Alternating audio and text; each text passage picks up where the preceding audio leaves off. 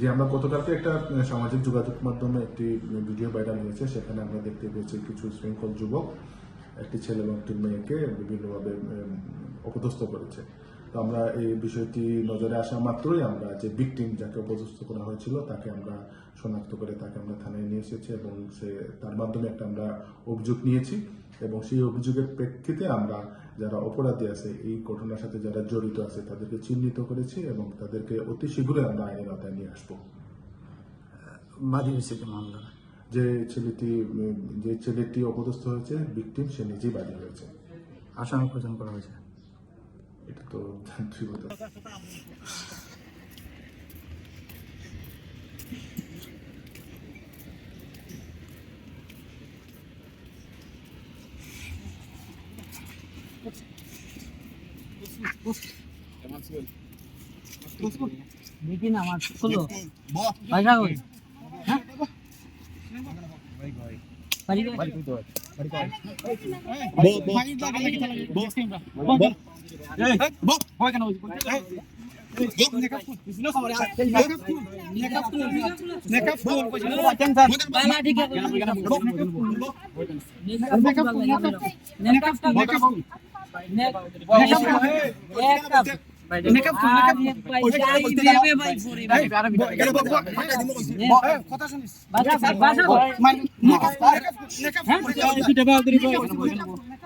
মাফ করে দিলেন ভাই।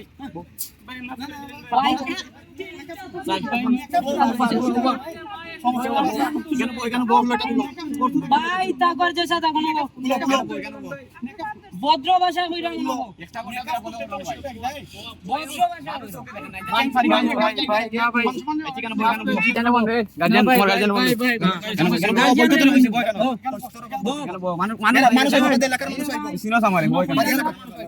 আপনি আমার ভাই